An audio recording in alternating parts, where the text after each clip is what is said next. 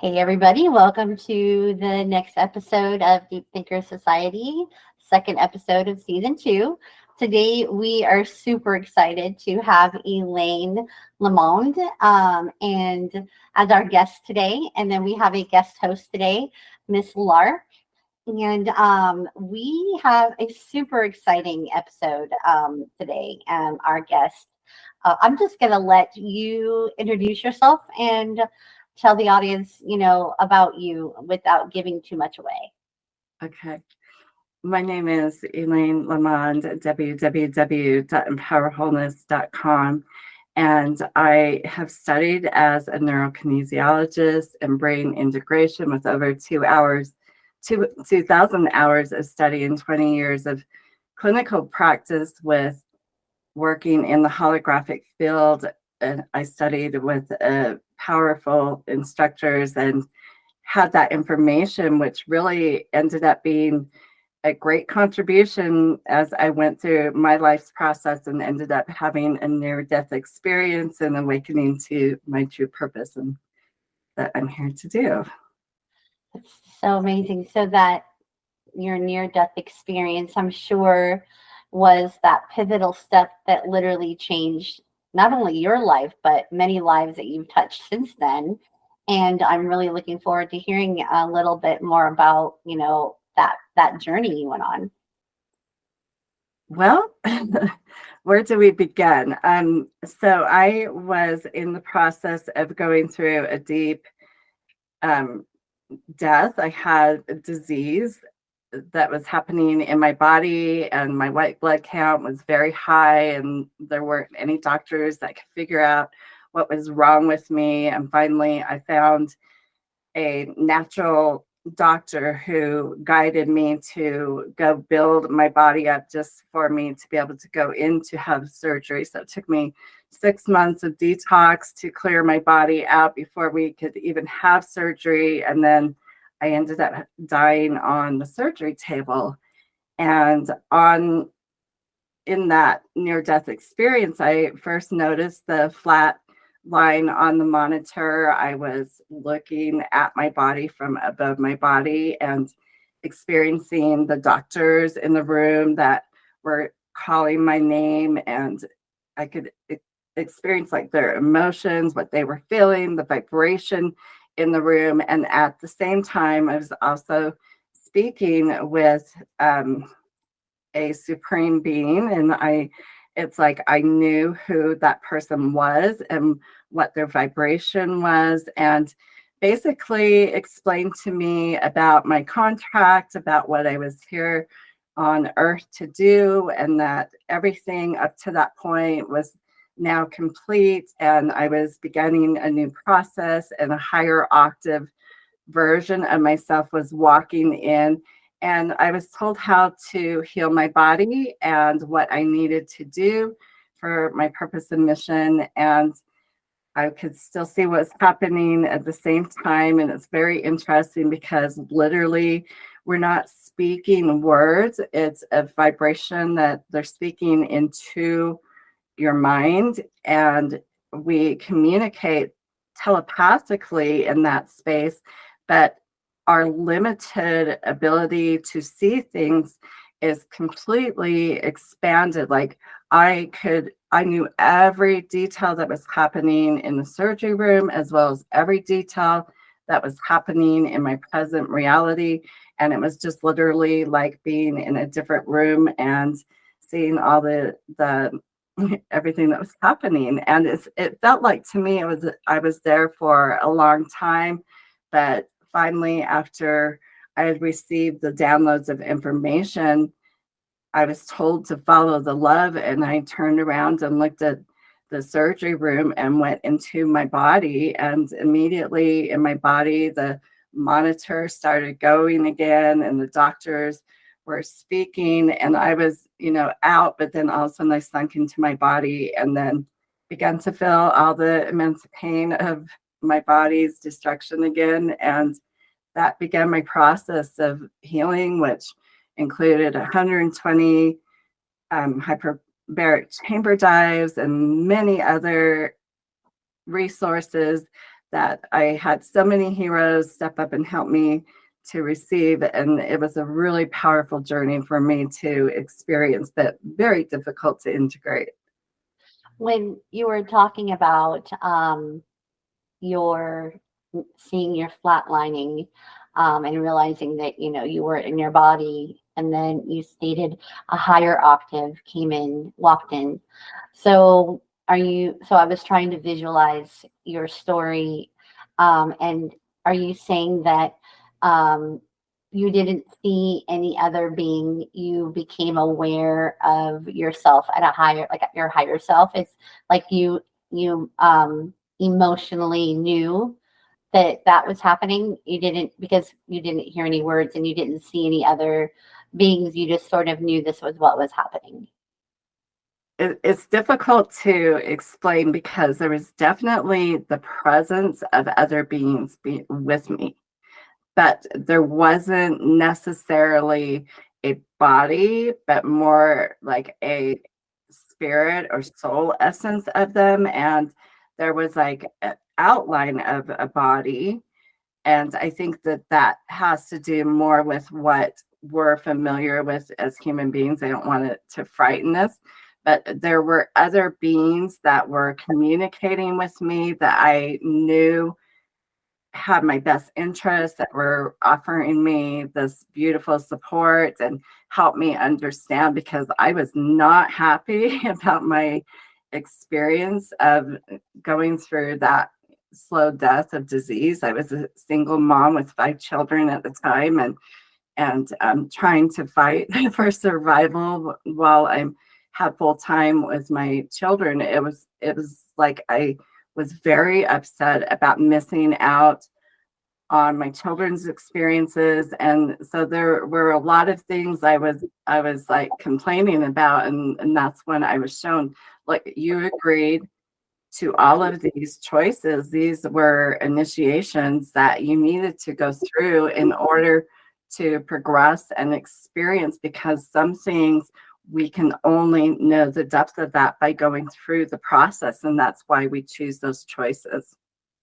So basically, like, we're learning is that we have a soul contract before we come in, and they were just reminding you that yes, that is, like they validated your feelings, but reminded you that you agreed to this, so that to get you to the point you were at right there, right? Right. And to my interest, it ended up being that there was a lot of resolution that we can talk about in a little bit later, but a lot of resolution that I had to create with a past parallel life stream of being a shaman. Yeah. So before we get into that, and because I do want to touch at that, a lot of our listeners aren't as aware of like things such as even karma, or even multiple realities, and so a near-death experience, and seeing other beings, they might be a little more aware of that, and maybe they can relate to angels. But maybe we could do a little bit of insight into what that means, like as far as maybe a past life and maybe parallel realities. Maybe we could explain a little bit what that means. As ancient souls, we are literally on the earth. We've studied in different planetary systems in order for us to come into the earth plane, which is the densest plane that exists throughout the cosmos. And to come into the earth, where we go through the veils of illusion, or the Maya, which is where we don't have the memories of our other experiences that we've had as a soul, is part of the initiation, because what we're here on the planet to do is to come into the remembrance of who we are as soul beings. And we're literally going through a cycle of the astrology where we're mastering different frequencies, different realities on the earth plane in order for us to pass these initiations. It's some type of maybe like a achievement goal that our soul excuse me, it's like a achievement or goal that our soul desired to experience, which means part of being on the earth plane is to recognize that we're all of it. We are everything that we hate, that we despise, that we judge, that we disconnect with, and we're also every part and aspect of that love. And through this process that we take in this journey, we're mastering different astrological timelines, which would be like parallel or past life. And the reason I say past parallel is because really there's no time and space. That is a limitation that we're experiencing in our 3D and 4D reality. But in reality, everything is happening all at the same time. So if Really, really yeah, quickly, just before, because this is going down a rabbit hole, and really quickly before we go down too deep, the challenge I think some people have with understanding this is the we part, and the part where we state remembering who we are, and or like self-realization who we are, and then the fact that, being in this reality, in this earth plane. And so what I've sort of been trying to do as far as planting seeds with some of our listeners and some of the content I post is I try to explain, as much as words will allow, that we are not our human ego and body. We came into this human ego body in this earth plane at this time. What we really are is, as you stated, we're everything. We are a spark of consciousness from everything that exists, and we are an awareness in this human ego body at this time. The confusing part, when we get to time and reality, is that um, our ego, and our human self has been in these timelines along the earth many times. And so when we're in the earth story, we have karma sometimes, and we need to finish some of that out. But our consciousness has not only been attached to an earth self, our consciousness has actually, as you stated in the beginning, been in other worlds and galaxies where things are much easier. And that's why now that we're in earth, we're not understanding why it's so hard to live and exist and be happy. None of it, I remember being a young child, none of it made sense. So on that note, just reminding the audience that we are just living out an experience in the human realm, and we did agree to be here. And while we're here, we're working out, karma maybe that we created, because it is a 3D reality, and it does work much different, and that's why we don't feel comfortable or safe on Earth as much, because it doesn't.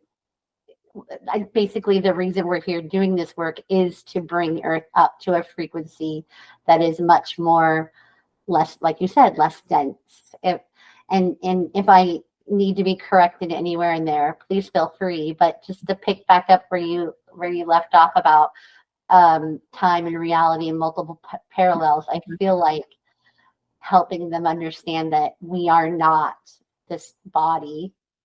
We are just the spark of all it is in a 3D reality. As you were speaking, it reminded me of the movie Avatar and how they literally would transport his true essence or soul into the avatar body. And I think that's a really good representation of what we're experiencing, because in our near-death experience, even though the body is no longer alive, I'm very much still myself and still thinking and still aware. And just like in the movie Avatar, he would awake to his true reality of who he was out of the avatar body, and then he could go back into the body. Every night when we're going to sleep, we are astral traveling. We're going to other aspects of ourselves and reconnecting, regenerating, doing healing process.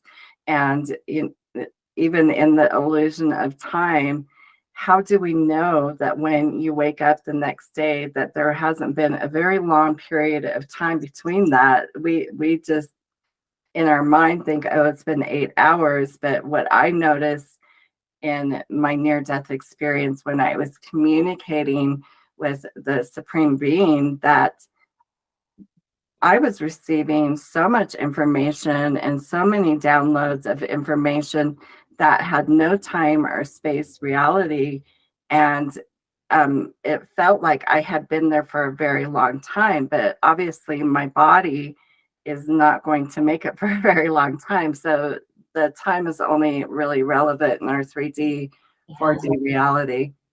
Yeah, even though people always say life is just an illusion and time is just an illusion, it may be, but we have to exist within that illusion of time and space. We have to learn how to work within it. So yes, Right. those things are true, and well, at least from our perspective, they're true. But Actually, go ahead. the more we're in our presence, where we're just very centered and focused on what is happening in this exact moment, which is the only moment that we're ever really living anyway, and it's the moment of creation. The more we're in our presence, there is no time. Time is about us watching it and measuring it and being a part of that system. So it's a structure we've all accepted as humanity, and yes, we do have to adhere to it, for certain things like meeting up for an appointment or whatever. But the more you're in the present, the less there is time. It makes me kind of think that if we erased the concept of time and just lived our lives, it makes me kind of feel like if we were to measure it, it would be a much longer existence because we wouldn't be focused on it. Exactly. Yeah. And when you're not focused on it, there's always enough time for everything. Yep. Yeah, that's beautiful. So you learned so much. You received downloads. So basically, you went to beyond time, and you had a physical death here, but your soul, was just outside of the 3D realm. And while you were there, they allowed you to bring back information, downloaded information, to help you achieve a mission in this life. And did you know after you woke up from that near-death experience, did you know immediately? Like, what were your next steps after that? Well, I woke up to a very sick body and in a lot of pain, and I actually went into a lot of shock. I still had my veil open, and I could experience things in the other realm, and I didn't know how to be a human being anymore. And for over a month, I couldn't even talk. I just wanted to be like out of my body and in that experience. So after that experience, my children were getting concerned, and I had finally, they said, Mom, we want to show you a movie. I guess I'm talking about movies today, but there was a movie called, no, let's see. Okay, there was a movie called Now is Good, and it showed about a lady that was dying of cancer, and after she did a mushroom journey, she was able to make peace with her death and have the understanding of how our soul lives on, and we're able to live this experience. And so after watching that that movie, I agreed to do a mushroom journey with my children, and that journey literally made me come alive because I started painting incredible paintings where I couldn't express verbally. I started these beautiful paintings that allowed me to put the energy somewhere and be able to process it within myself.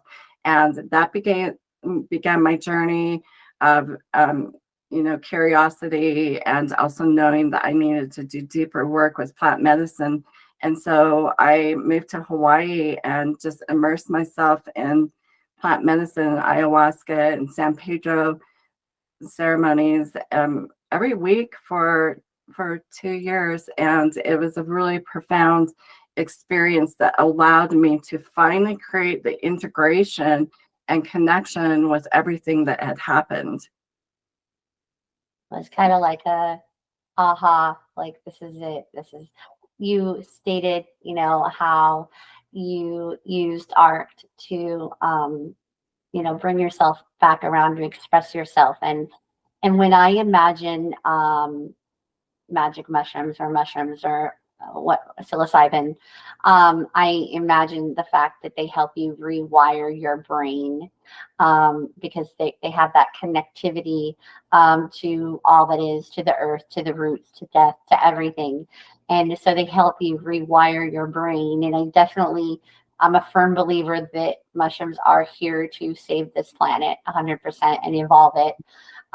But what I was imagining is how after I did my year and a half of microdosing, that I inadvertently started coloring and moving toward mindful art. And I didn't know that that's what I was doing. I just knew it felt really good. And it really helped me process and integrate all the things that I had learned. And then now I use mindful art in work. And I've learned that mindful art, well, not only that, but it has helped me literally stop and think before I respond. And it's mindfulness is so important. And I really feel like it's the pathway that we should be starting with our children. But mindful art is just because art is natural, but mindfulness, I feel like, is supposed to be through anything you're passionate about, anything that you could tune out things and focus on that good feeling, and that home space can help rewire. And that's kind of one of the tools, I personally am using in the world of helping people come to their self-realization, and maybe not be as traumatic as maybe yourself, who went through a near-death experience to get there. But your experience, and and my own experiences, and others, when we go through those experiences, that kind of is what we were talking about, how we're here on this earth at this time to help, the planet. We're not in the dark ages anymore. It isn't that tragic anymore. And we really just need to focus on, everybody's searching for a home. Everybody's searching for that feel good. Everybody's searching for that, the way your pet makes you feel. Everybody's searching for the way nature makes you feel. And then you hear people say, well, but I'm not all, roses on skeletons and darkness too. And well, yeah, maybe you are, but you're whatever you put your attention on. And you hear some people say, but I don't want to focus on, because that's not reality. And I try to say, but that's not the reality you're choosing, and With really the focus. Go ahead. it's perspective. So it's like, even if you're looking at something and one person can see the light, there's still darkness to it. Maybe that's what's attracting to them. But I was going to say the idea of being in the moment, what that creative process is able to capture us into it. And there's a Japanese term for it, and it's like, I don't remember the exact term for it, but it's about celebrating being in the moment, and anything that basically helps you detach from that sense of time and being just trapped in like this space of just authentically being is what we should be doing. And it kind of ties into Maslow's hierarchy of needs. So when we're in that survival space and we're in the suffering space, it's harder to think about that elevated thinking. But when we start getting into that more connected space that transcends our survival instincts, then we start creating things that are more beautiful and connected. But So we were literally having that conversation last night. It's crazy that yeah, we're talking it's about so it. true. It's just with everybody on the planet ascending at different rates right now, without the doubt that we're all ascending. But ascending at different rates right now, people are sending out a lot of different messages, and so it can get confusing. But if you can always bring yourself back, which is what mindfulness is really the goal for, bring yourself back to you, then you'll eventually, like you said, you'll get there. It's just about perspective and about where you're at the time. I agree 100%. Um, That's uh, what Go that's ahead. what I found in the plant when I did plant medicine journeys, is really our shadow is the poison that we create, or our own darkness. It's the thought forms that we've agreed to, aligned to, we're allowing in our space. Anytime we're sacrificing our authenticity to keep the peace, there's all kinds of ways that we're creating difficulties and interference for us. And that's what the darkness really is. And some of these agreements are in other life streams, which is why I was speaking about having to go into this parallel life stream where I had watched the massacre of my people, and then I experienced this on my ayahuasca, that I had made a curse at the end of my life, that this would come full circle so that I could come undo the evil magic that had been brought upon my tribe. And that was the reason why I was born into my experience, why I had gone through all these things. And I literally did that process through my religious training and then unlearning all these belief systems.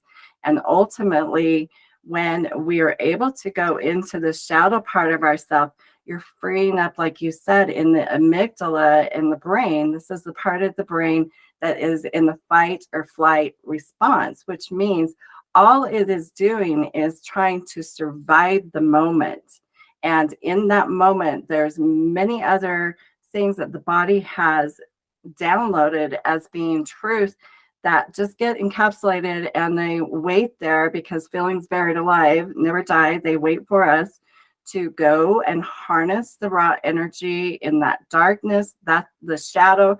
Our darkness is not exploring evil. It's not going into the aspects that are, false light, which is counterfeit, inverted, because it can only mimic and invert energy.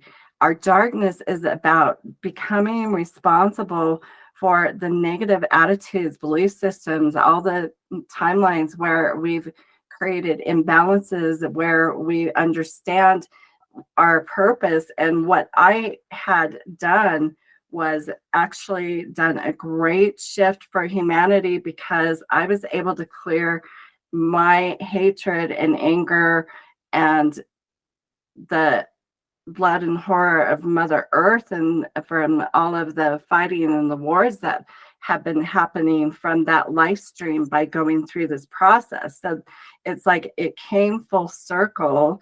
In reality, everything got cleared, and that's what we're doing on our ascension process. Is we have to first clear our inner child, then we're clearing all of our relationships.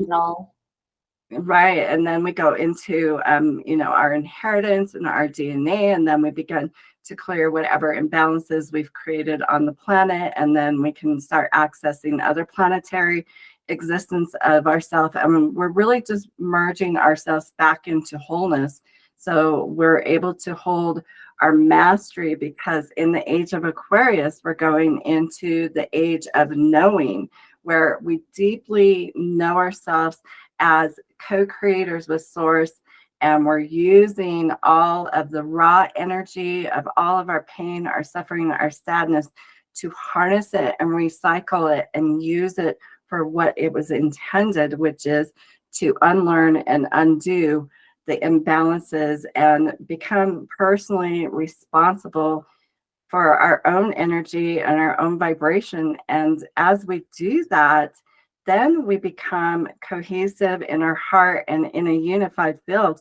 We are drastically shifting humanity just by us being in that knowing that we hold the highest presence and vibration through our love and our unity and our consciousness. And we're literally anchoring new energies onto the earth plane because of that.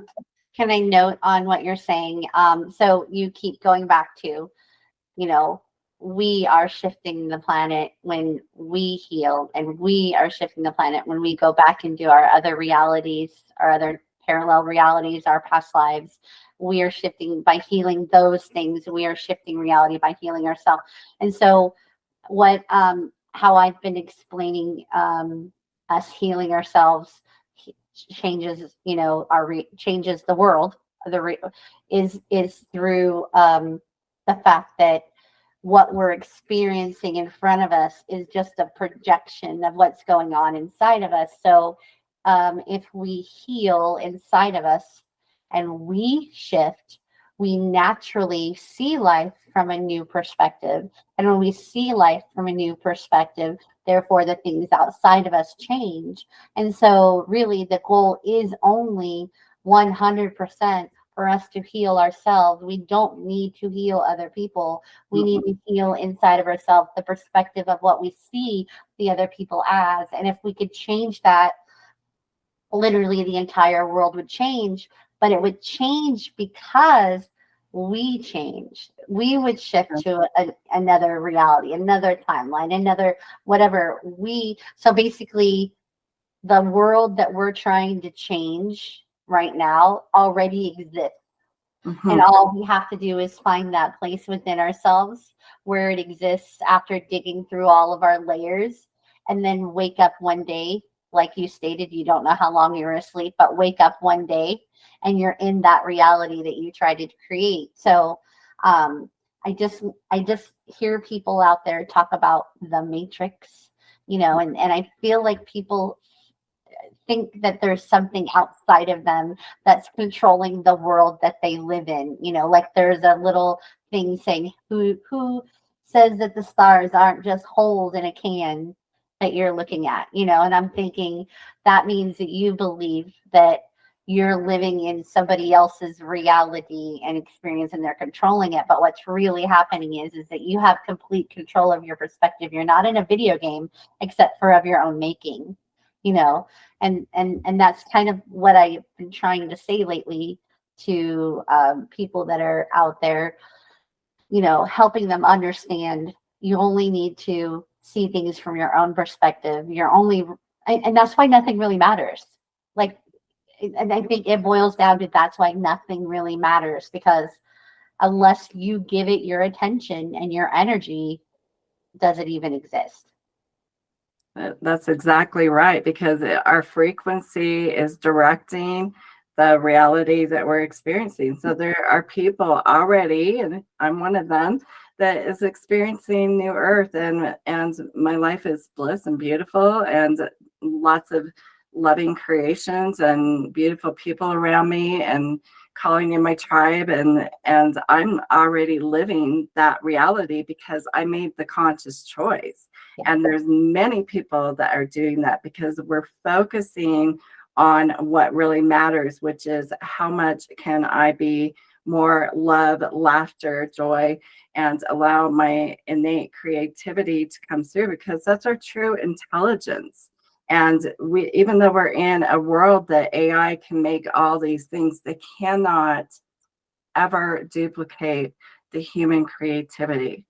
And our goal is to open up and allow that expression, because we're communicating through symbols and signs and vibrations and all of those ways that are really governing, just like we see in the cymatics,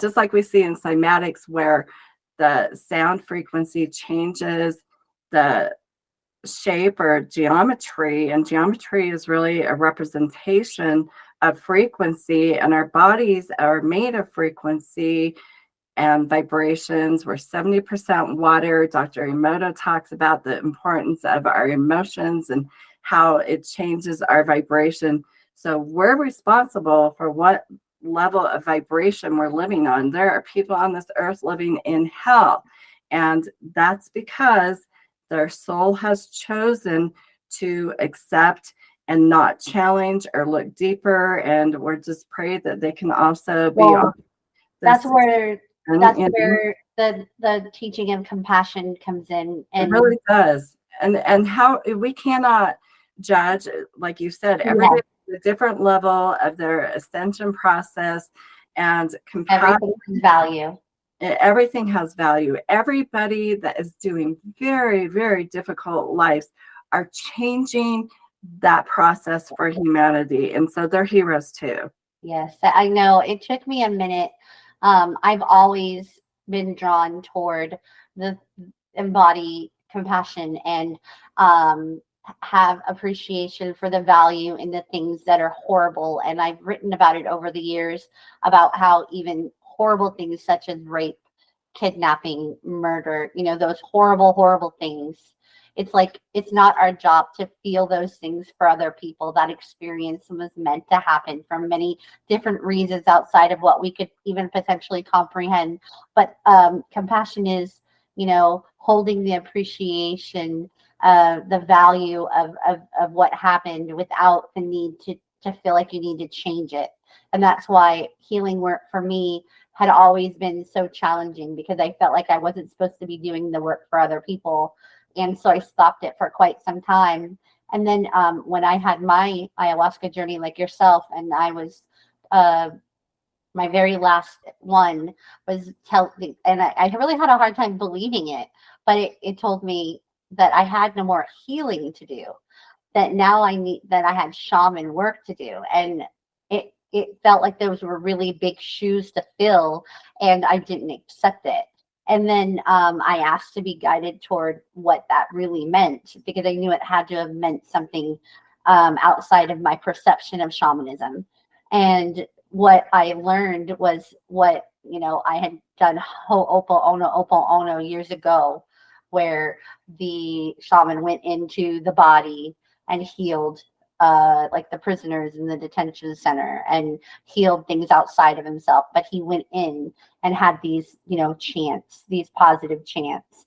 And then I had read about the shaman who people went to many shamans asking for rain, and none of them could bring rain. But this one particular shaman went in and brought rain. And they asked her, what did you do to heal the world? And she's I didn't do anything to heal the world. I healed myself.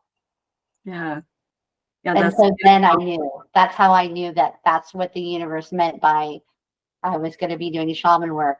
I wasn't going to be doing anything for anybody else. I was going to be healing myself. And that's beautiful. And I had a similar experience when I did a ayahuasca journey where I was called to be a shaman as well. And we can be shamans in many different ways, because really a shaman is someone who sees beyond the illusion, sees beyond the beliefs of what somebody thinks they are, and can work as a hollow bone, which means this isn't me personally doing the work. I allow spirit to work through me in order to make the transformation that happens, because I know how to do it on a higher octave. And the more that we take it into a divine level, we can shift that consciousness. But it's always, we have to keep in mind, this is a free will zone. Earth is free will. And that is the governing principle here. So even though you may desire somebody to change or somebody to get it, you can shift the frequency by attuning and holding that higher level of vibration within yourself. And when we're communicating together, we're holding a higher vibration. We're in a unified field where we're creating the energy, and we put that into other people's holographic fields. It's like downloaded into the frequency. So those vibrations and signs, symbols, whatever it is, gives them permission to be able to look at things from a different reality. But really, everybody has their own responsibility and their own path that they have to do. And so, as healers, our greatest work is to just teach the vibration and allow them to attune to it, because once you know that, now you can become that. We have to be able to be aware of something and bring it into our consciousness before we're actually able to make that shift in our physical reality. That's why everybody can't hear what we're saying. Only the people that are ready to hear. Right. Even if they don't articulate it, they heard it, and the seeds were planted. And that's kind of like my goal with this podcast, is really, let's have these conversations.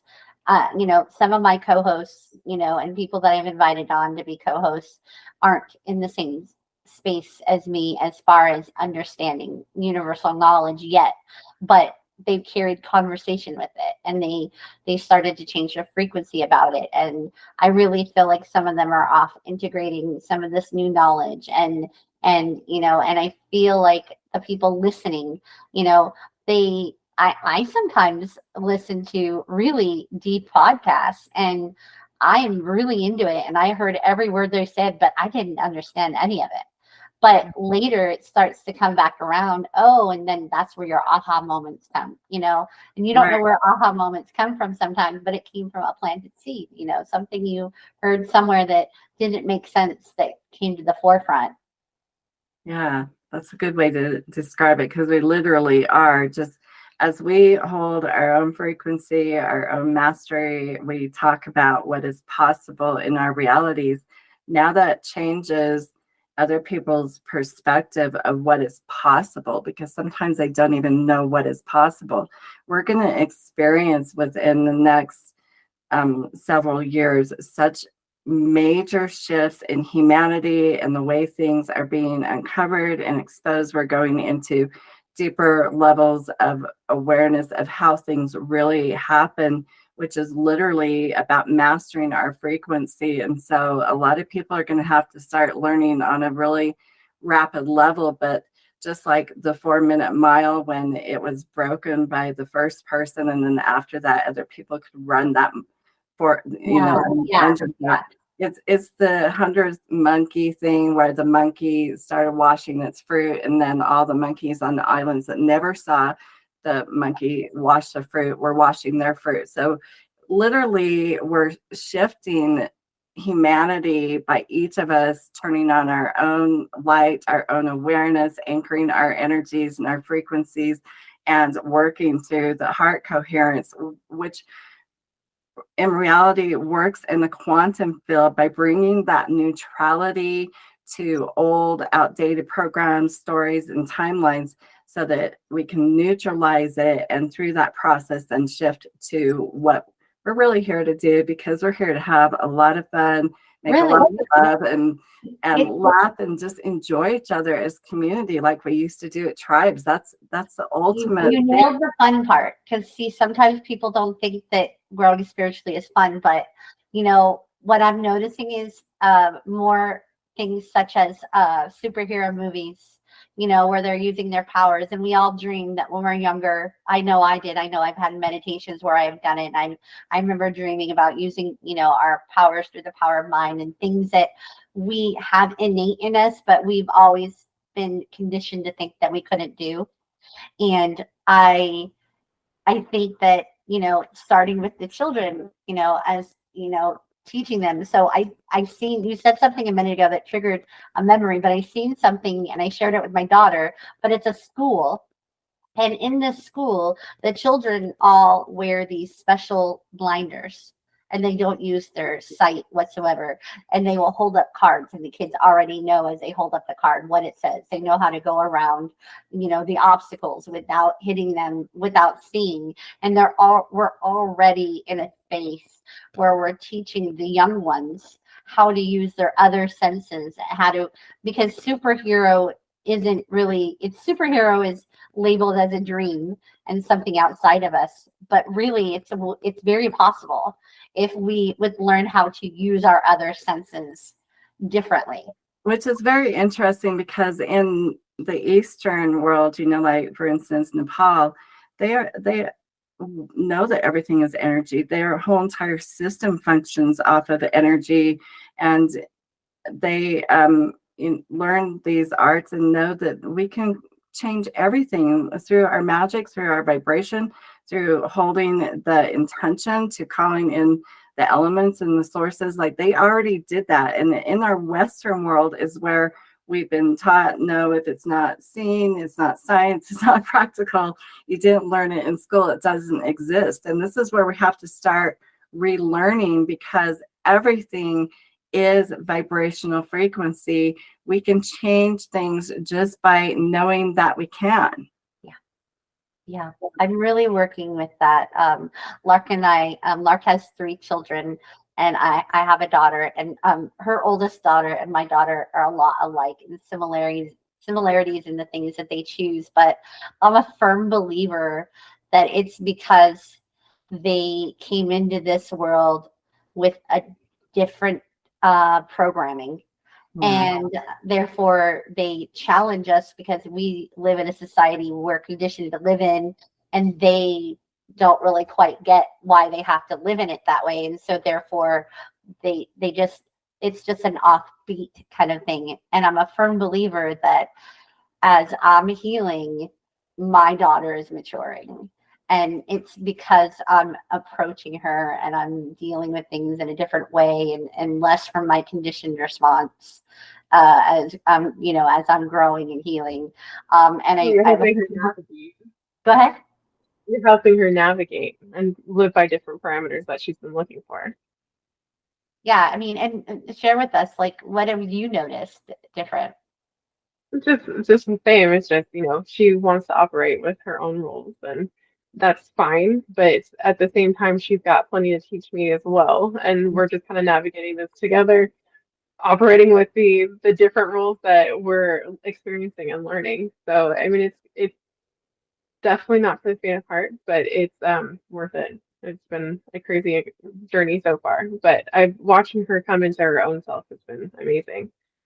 I mean, even these conversations that we're having right now, like the last little bit, these are the conversations that have been cropping up with her and with her friends. So it's been cool.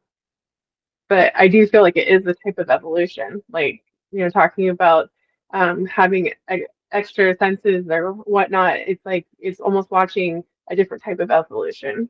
And I know that they've shown that I think it was in South Africa, but they had certain blind cultures that used a type of uh, their language involved like a type of like clicking noise. They were actually able to visualize things using the same type of echolocations that certain animals do. And they showed that development of the brain, but as much as it can evolve in a physical sense with something like that, where they're actually able to conceptualize something, it's entirely possible that we are in turn also learning to conceptualize things that are way more external than we ever could have fathomed. So we just basically we just need to rewire our brain to live infinite and limitless, because I tell everybody all the time we are limitless beings. Exactly. And I think it's hard to grasp that we're limitless when, but we are limitless. Like there is nothing that's not possible. And one day we're going to wake up and everything's going to look and be different. And we're going to be like, wow, like look what we've evolved to. And I think maybe, even the way we look at time and space will help slow things down. I mean, we're, what's the word? Immortal in a sense. What do you think about Elayne? Oh, absolutely. I believe that, especially right now, that we're getting more and more of our innate skills and everything that we've been told that's like magical or telepathy or teleporting or even remote viewing, all of those things. We're moving into a time where we can't keep secrets anymore. Our vibration is revealing who we really are. And we're also in a state of evolution where once you know it's possible, now you can achieve it. And it's through our own, expression of our unique individual purpose and potential, we're bringing information that's teaching these little crystalline children that are already awake and they already know these frequencies, that that's normal and that they can grow up and develop those skills. So they're really teaching us too. Yeah, absolutely. Elayne, if any of our listeners, are really fascinated with their story today and maybe they want to work with you in some way, shape, or form, what is it that you do now for work and humanity? How would they find you, or what would you do with work? Like, tell us a little bit about that. Okay. Yeah, my website, www.empowerwholeness.com. I have some complimentary course there. I have some attunements that they can go through. Also, I do individual sessions. I do mentorships. I work with couples mentorships. I focus around intimacy and divine union to expand that connection and to clear those frequencies. I have a healing intimacy course that works with the lower chakras to clear the lower vibrational energies in the chakra system and help you be rebirthed into the new essence of yourself. And also many other things that you need to check out on my website. I also run several Facebook pages and groups. So look at the bottom of my website to find those experiences as well. Wonderful. I'll go look there as well so that when I do the show notes, I can add some of those in there. Great. Also, I'm offering a presence attunement for listening today. So if you want to click the link below, this attunement teaches you how to reset your physical body and your nervous system and bring yourself into presence. So it's really powerful. That's great in a day and age where people are learning that they have to regulate their emotions and respond and not react. I think that's kind of a theme in the mental health world right now is getting out of the fight or flight and catching it in the moment, and then taking that breath and consciously realizing that you're about to respond or react in a unhealthy way that will only detour you back to what you've always done, whereas you could then catch it and respond in a new way. Yeah, exactly. And that's what it's all about, is our self-awareness and responsibility, because really, like, words are really tonal frequencies, and they have a tone or vibration, and we're literally responding to these tonal vibrations. So we have to just teach ourselves that even though somebody is choosing to project something, it's not personal, and we're not taking it personal. And we know we're holding ourselves in our own awareness and responsible for the way that we communicate. And we're here to raise the vibration. So when anybody is in a state of when anybody's discordant with their frequency, it's because they're believing untruth about themselves. So it's having compassion, offering a different suggestion, and not taking it personal. So I get you 100% on the not taking it personal part. Here's my question for you, and I bet you there's a lot of people out there who would love to hear your answer on it. So myself, and I know Lark is as well, being sensitive beings who feel everything, as when most women do, and they don't really know a lot of times, but I feel everything. And I've become really good at knowing when it's mine and when it's not, even when it's psychically the person's not with me. And I know to not take it personal. I understand that. But how do you change your inner response? So like I sometimes will receive, I'm really close to my daughter. So sometimes when she's heightened, my body naturally gets heightened too. And I want to react because that's what I'm matching that vibration. What is a technique or tool when you feel that initial trigger because what I had to do the last time I was triggered was take that moment, that pause before I reacted. And I literally told myself, I like hugged myself internally and said, "You're okay, you're safe, it's okay, it's okay." Yeah. And took a deep breath. But sometimes that takes a little bit of time to like de-escalate. So what are some tips and tools on when you know it's not your energy, but you feel it in your body to help people not respond? And maybe, I don't know what I really don't know how else to say it. I'm sure you understand what I'm trying to explain. Right. Well, first of all, I love that you acknowledge it. Women are so sensitive, and when we used to live in tribes, we literally processed everything for the entire tribe through our cycles, and that's why everything's so painful. During your menstrual cycle, women process the entire family's issues. So we have to give them a break because they're moving that energy for the entire tribe or family connection or even a group of friends. So when we already know that we're in a heightened sensitive area, like you said, it's really important to take your time away, just say, "Excuse me for a minute, I need to go work through something." Now you can become the observer of yourself. You are observing what is upsetting you, what is triggering, what is going on. And then listen to your internal voice because it's there, you know what it is. And when you can pinpoint it, you can ask that question, is this mine or is this somebody else's? And what did it trigger for me?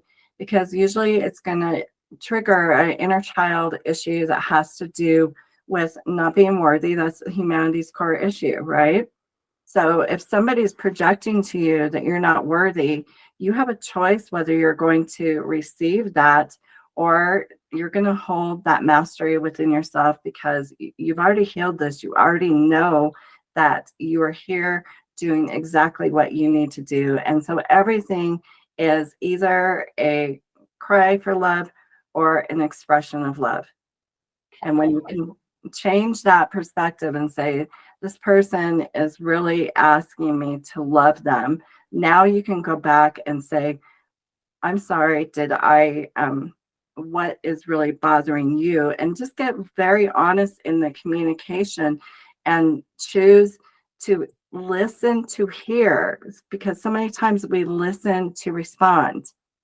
So if you're actually listening to them and you allow them to tell their story, they're going to go to the same story of unworthiness too.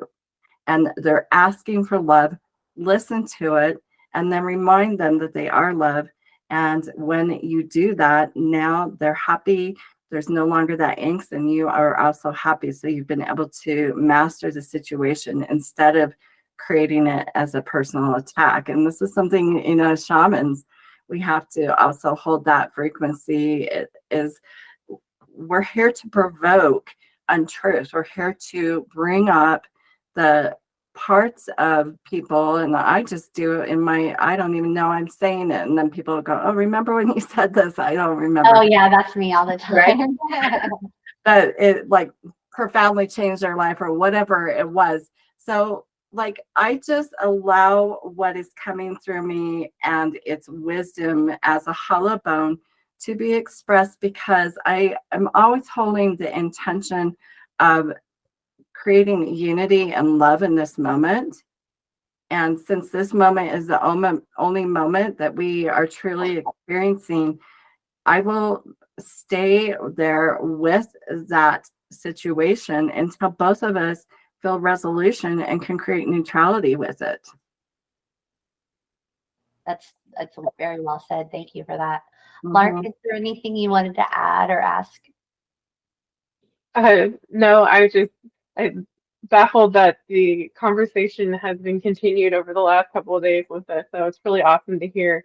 I mean, you said it often about all exchanges are a request for love or a gift of love. And it's like I've had this conversation literally every day for the last 3 days with different folks, and it's just come up organically. So it's like this must be the theme right now, It's fun. especially with like all the craziness astrologically going on right now. Everyone seems to be kind of in this desperate survival space, and Yeah. so I think there's a lot of people that are receptive to just what do I need to do to change my frequency. So it's cool to have that conversation. Yeah, the universe is definitely showing you that the things you've been hearing and saying are like those patterns are showing up. So the synchronicity is like confirmation. That's Yeah. awesome. I love those experiences.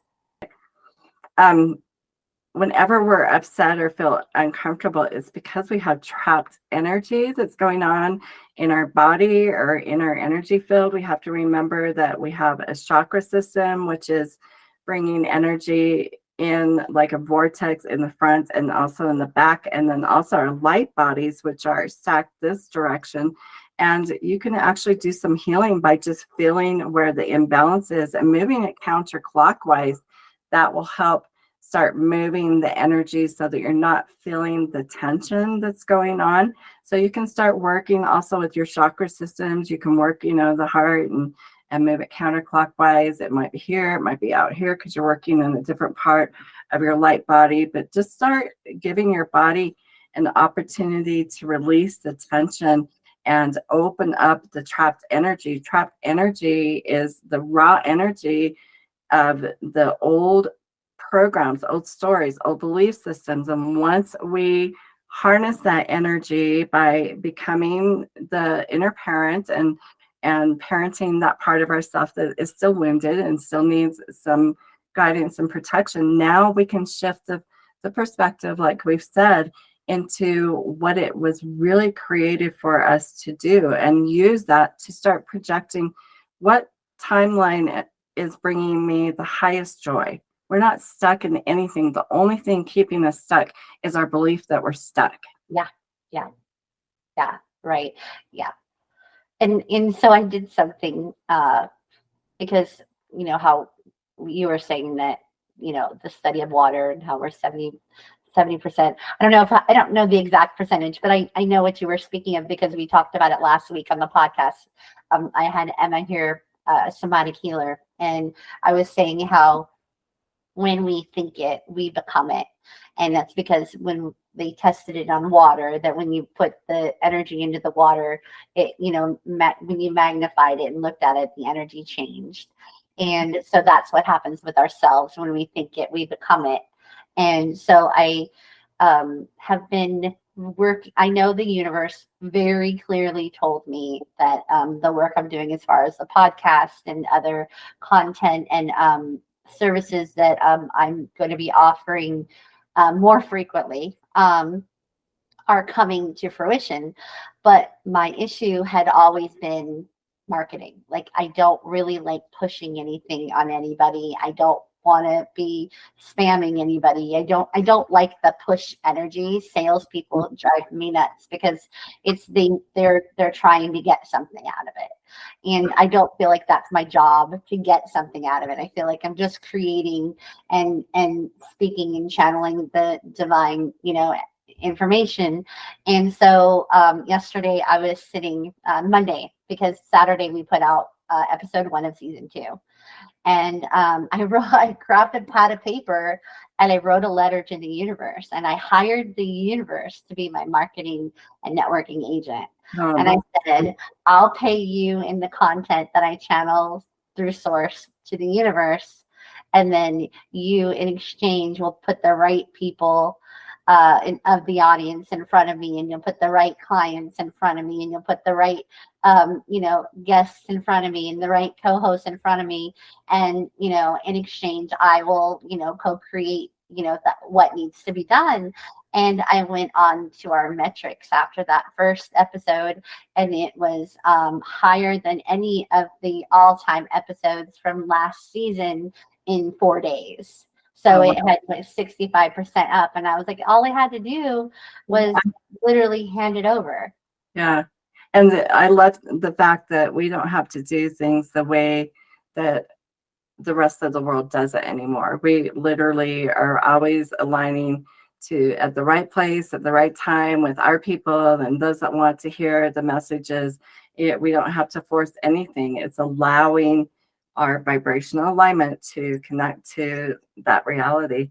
I tell everybody, go toward the hell yes. If you Yeah. get I'm not quite sure, then Yeah. it's not yes yet. So don't go that way. And so I've really been using it because it works. And my timing is like crazy nuts, and it's because I listen to what feels right. And if it doesn't feel 100% right, then it's just not meant to happen yet. Yeah, exactly. Well, it's been so wonderful. Is there anything else that you want to share with us today before we end this? Oh, thank you so much for having me on your show. And I really enjoy working with both of you, Lori and Lark. Yeah, you have beautiful energy. I really enjoyed all of this 100%. I hope that, we get to work again in the future. I will be having you. Not everybody in the audience knows about Wisdom Beyond Time, but that is our new podcast coming out in late fall, early winter, where it's less conversation based like we had today, where we get to kind of go off topic and delve deep into rabbit holes. It's more inviting guests like you on, and you're going to be our guest, sharing your story, so that people can learn from your experience, just by maybe they'll never have a near-death experience to be able to gain that wisdom, or maybe they'll never go into a shamanic journey or astral travel, but some people have, and they have stories to share, that will maybe be a way for people to wake up and realize that, time and space is limiting and there's much more to gain outside of time and space. So I'm excited to have you on to share more about your story, and then maybe turn it into a documentary. That would be fabulous. It'd be fabulous. I look forward to seeing you again soon, and thank you so much for coming on.